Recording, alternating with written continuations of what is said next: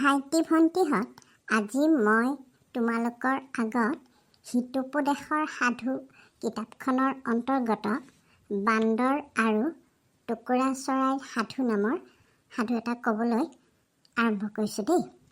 আশা কৰোঁ তোমালোকে শুনি বৰ ভাল পাবা আৰু এই সাধুটো এটা সুন্দৰ নীতি শিক্ষামূলক সাধু। এতিয়া বাৰু মই সাধুটো আৰম্ভ কৰিছোঁ দেই। বান্দৰ আৰু টুকুৰা চৰাইৰ সাধু। বহু বছৰ আগৰ কথা। এজোপা ডাঙৰ নাৰিকল গছত বহুতো টুকুৰা চৰায়ে বাহ সাজি বাস কৰিছিল। সিহঁতে এডাল এডালকৈ কুটা যোগাৰ কৰি ওলমি থকা কিছুমান ধুনীয়া ধুনীয়া বাহ সাজিছিল। দিনটো কলকলাই ঘূৰি ফুৰি সন্ধিয়া সিহঁতে সেই বাঁহতে আশ্ৰয় লৈ আৰামেৰে আৰু নিৰাপদে থাকিছিল। সেই চৰাইবোৰৰ ওচৰতে এপাল বান্দৰ আছিল দেই। বান্দৰেতো বাহ সাজিব নাজানে, তোমালোকে নিশ্চয় জানা। গতিকে বান্দৰবোৰে ৰ'দে বৰষুণে বাহিৰতে থাকিবলগীয়া হৈছিল। আনহাতে টুকুৰা চৰাইবোৰ ৰ'দ বৰষুণত বিশেষ সমস্যা নোহোৱাকৈ বাঁহত সোমাই ভালেৰে আছিলে। তাকে লৈ টুকুৰা চৰাইবোৰে দুখ কৰে বান্দৰবিলাকক দেখিলে। বোলে আমি ইমান আৰামেৰে আছোঁ আৰু বান্দৰবোৰেনো কিয় বাহিৰত ঘূৰি মেলি বৰষুণতে একেবাৰে তিতি বুৰি কষ্ট পাইছে।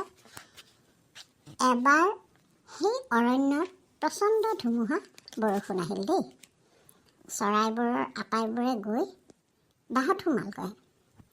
ডাঙৰকৈ বৰষুণজাক আহিল। তথাপিও চৰাইজাকৰ একো অনিষ্ট নহ'ল, কাৰণ বৰষুণত পানীত নিতিতাকৈ সিহঁতে বাঁহত আৰামেৰে থাকিল। কিন্তু বান্দৰজাকৰ অৱস্থা যে কি হ'ল নহয়। বৰষুণৰ পৰা হাত সাৰিবলৈ সিহঁতে ডালে ডালে বগালে, ইডালৰ পৰা সেইডালে জঁপিয়াই, সিডালৰ পৰা সেইডাললৈ জঁপিয়াই। কিন্তু ইমান ডাঙৰ বৰষুণৰ পৰাতো সিহঁতে হাত সাৰিব নোৱাৰিলে। কেনেকৈ হাত সাৰিব বাৰু? দব্বা পিটা বৰষুণ এপিনে। গতিকে সিহঁতে তিতি বুৰি একেবাৰে জুৰুলা জুপুৰি হৈ পেলাই তাত থাকিলে। তাৰপিছত ওচৰৰ বান্দৰবোৰৰ তেনে অৱস্থা দেখি টুকুৰা চৰাইবোৰৰ বৰ বেয়া লাগিল। টুকুৰা চৰাইবোৰে ভাবিলে, বান্দৰবোৰৰ দেখোন 4খন ঠেং আছে, তাৰে 8 ঠেং দুখনেৰে সিহঁতে মানুহৰ হাতৰ দৰে ব্যৱহাৰ কৰিব নোৱাৰে জানো? সিহঁতে বাৰু চৰাইৰ দৰে সুবিধাজনক বাসস্থান তৈয়াৰ কৰি ল'ব নোৱাৰে কেলে? সিহঁতৰ নিজা কিবা এটাতো বনাই ল'ব পাৰে। তেনেকৈ ভাবিলে দেই টুকুৰা চৰাইবিলাকে। বান্দৰবোৰৰ তুলনাত টুকুৰা চৰাইবোৰনো কি আছে? কামত লগাব পৰা অংগৰ ভিতৰত আছে সিহঁতৰ ঠোঁটটোহে। সেই ঠোঁটটোৰে সিহঁতে এডাল এডালকৈ গোটাই ইমানখিনি এটা বাহ সাজিব যদি পাৰে, বান্দৰবিলাকেনো এই মস্ত হাত দুখন থাকিলেও কিয় নোৱাৰে? গতিকে সিহঁতে বান্দৰবিলাকে নাভাবে নেকি বাৰু এইটো কথা? তেনেকৈ ভাবিলে দেই টুকুৰা চৰাইবিলাকে। তাৰপিছত নহ'লেনো বান্দৰবিলাকে ইমান কষ্ট খায়নে? বৰষুণ দিলে, দবা পিটা বৰষুণ দিলেতো আৰু অৱস্থা কাহিলেই হয়। গতিকে বান্দৰবিলাকক এইখিনি কথা বুজোৱাটো ভাল হ'ব। তেনেকৈ ভাবি পেলাই কি কৰিলে জানা? বৰষুণজাক শেষ হোৱাৰ পিছত টুকুৰা চৰাইবোৰে গৈ বান্দৰকেইটাক ক'লে, হেৰা বান্দৰ ভাইহঁত, তোমালোকে যে বৰষুণত ইমান কষ্ট কৰি তিতি বুৰি থাকা, নিজৰ কাৰণে একোটা বাঁহ বা ঘৰ সাজি ল'ব নোৱাৰানে? তোমালোকৰ আছে, হাত আছে, ভৰি আছে, ইমান সুবিধা থাকিও তোমালোকে কিয় নোৱাৰা? আৰু আমি অকণমানি ঠোঁটটোৰে আমি গোটেইখিনি কি ধুনীয়া ধুনীয়া একোটা ঘৰ বনাই লৈছোঁ, তোমালোকেও পাৰিবা। গতিকে তোমালোকে কি কৰা, এটা ঘৰ বনোৱাৰ কাৰণে নিজৰ বাঁহ এটা সাজাৰ কাৰণে ব্যৱস্থা কৰা। দৰকাৰ হ'লে আমিও তোমালোকক এই বিষয়ত সহায় কৰি দিম। যদি কিবা বুদ্ধি লাগে বুদ্ধিও দি দিম বাৰু। তেনেকৈ ক'লা। সিহঁতৰ কথা শুনি বান্দৰবিলাকে কি কৰিলে জানা? ইটো বান্দৰৰ লগত সিটো বান্দৰৰ মুখলৈ চালে। ভাবিলে কি কয়, কিনো ক'ব ধৰিছে সিহঁতে।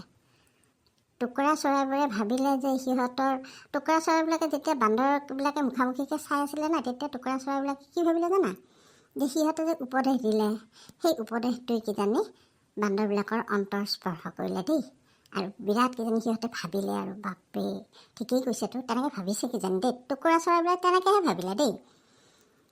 তাৰপিছত সিহঁতে ভাবিলে যে টুকুৰা চৰাইবিলাকে ভাবিলে যে বান্দৰবিলাকে নিশ্চয় সিহঁতে কোৱাৰ পিছত এটা সিদ্ধান্ত ল'ব, গোটেইবিলাকে এটা কিবা এখন সভা চভা পাতি পেলাই ল'ব আৰু সিদ্ধান্ত।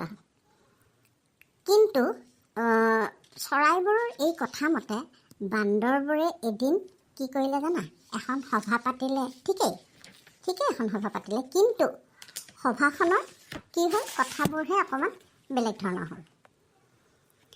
তাতে সিহঁতে বান্দৰবিলাকে কথা পাতিব লাগিছিল আমি কেনেকৈ বাঁহ সাজি ল'ব পাৰোঁ, সেই বিষয়ে একো কথাই আলোচনা নকৰিলে। আলোচনা নকৰি সিহঁতে কি কৰিলে জানা, ইহঁতে আমাক উপদেশ দিব পৰা হ'ল। ইহঁত ইমান একেবাৰে জানা হ'ল নে আমাক উপদেশ দিব পৰা, অকণমানি চৰাইকেইটাই আমাক উপদেশ দিব পৰা হ'ল, ইমানেই সিহঁতৰ সাহস, ইমানেই সিহঁতৰ দম আছেনে। তেনেকৈ ভাবি সিহঁতে ভাবিলে এই বদমাছ চৰাইকেইটা অলপ শাস্তি দিব লাগিব ৰ। ইহঁতে বৰ একে গৌৰৱ কৰিছে, নিজৰ কেনেকৈ বাঁহ সাজিব পাৰে তাকে লৈ পেলাই আমাক ঠাট্টা বিদ্ৰূপ কৰিছে। ইয়াকে ভাবি সিহঁতে আলোচনা কৰিলে। আলোচনা কৰি যে কেনেকৈনো ইহঁতক শাস্তি দিওঁ টুকুৰা চৰাইকেইটাক, তাকেহে আলোচনা কৰিলে দেই। তেতিয়া যে তাৰে মাজত যেতিয়া আলোচনা কৰি থাকে, তেতিয়া এটা বৃদ্ধ এটা বুঢ়া বান্দৰে ক'লে যে ৰ'বাচোন, সিহঁতৰ সুন্দৰ বাঁহবিলাক টুকুৰা চৰাইবোৰে যে অহংকাৰ হৈছে, বা সিহঁতে সঁচাকৈতো ভাল উপদেশেই দিছে নেকি। কিন্তু তাৰে মাজতে আন এটা বান্দৰৰ খং উঠিলে। বান্দৰটোৱে ক'লে যে টুকুৰা চৰাইবিলাকে এনেকৈ আমাক উপদেশ দিয়া অধিকাৰ ক'ৰ পৰা পালে, ইমানেই সাহস হৈছেনে সিহঁতৰ, ইমানেই জানা হৈছেনে সিহঁতে, বাঁহটো সাজিয়েই যেন বৰ একেবাৰে পণ্ডিত হৈছে। গতিকে ইহঁতৰ আমি অহংকাৰবিলাক ভাঙি দিম বল। ইহঁতৰ বাঁহবিলাক যেতিয়া আমি এদিন লগ হৈ ভাঙি দিওঁ, চৌমাৰ কৰি দিওঁ, তেতিয়া ইহঁতে দেখিম সিহঁতে গোটেই এনেকুৱা শাস্তি নিদিলে সিহঁতে কি হ'ব জানা, সিহঁতে আমাক ঠাট্টা বিদ্ৰূপ কৰিব। গতিকে সিহঁতৰ বাঁহবিলাক গোটেই ভাঙি দি থাক তহঁতে বৰষুণ তিতি বুলি, এইটোকে কৰোঁ। সেইমতে এদিন গোটেই বান্দৰজাকে কি কৰিলে জানা, একেলগে ওলাই আহিল আৰু টুকুৰা চৰাইৰ বাঁহবোৰ এফালৰ পৰা ভাঙি মষিমূৰ কৰি গ'ল। এই সুন্দৰ সাধুকথাটোৰ পৰা আমি এটা ডাঙৰ কথা শিকিলোঁ, কি জানানে, যিবিলাক মানে অপাত্ৰক উপদেশ দিয়াৰ ফল টুকুৰা চৰাই হাতে হাতে পালে। আচলতে চব মানুহক উপদেশ দিব নালাগে। যিবোৰে কথা বুজি নাপায়, যিবিলাকে ওলোটাইহে ভাবে, ভাল এটা ক'বলৈ গ'লে ওলোটাইহে ভাবে, তেনে মানুহক, ওলোটাই ভবা মানুহক মোক বৰ উপদেশ দিব আহিছে, আৰু বেলেগকৈ যেতিয়া ভাবে, ওলোটাই যেতিয়া ভাবিব, গতিকে সেনেকুৱা মানুহক বা সেনেকুৱা অপাত্ৰক বুলি কয় উপদেশ নিদিয়াই ভাল, হয় নাই। কিন্তু ভাল ভাবিহে টুকুৰা চৰাইকেইটাই উপদেশ দিলে বান্দৰক, কিন্তু উল্টাই বান্দৰকেইটাই কি কৰিলে, একেবাৰে সিহঁতৰ ইমান ধুনীয়া ঘৰবোৰ ভাঙি, বাঁহবিলাক ভাঙি একেবাৰে মষিমূৰ কৰি পেলালে। গতিকে এই সাধুকথাটোৰ নীতি শিক্ষাটো হ'ল যে যিবোৰ অপাত্ৰক, যিয়ে বুজি নাপায়, যিয়ে মূল্য, তোমাৰ ভাল কথাৰ মূল্য বুজি নাপায়, সেইবোৰক উপদেশ দিয়াৰ কোনো প্ৰয়োজন নাই। আৰু এনেকুৱা উপদেশ দিলে সিহঁতৰ কি হ'ল, উপদেশ দিলে এটা ফলাফলটো বেয়াহে হোৱাৰ সম্ভাৱনা থাকে। গতিকে এনেকুৱা অপাত্ৰবোৰক উপদেশ নিদিয়াই ভাল। কেনেকুৱা লাগিল বাৰু সাধুকথাটো? ভাল লাগিল নিশ্চয়। তোমালোকে মোক জনাবাচোন দেই।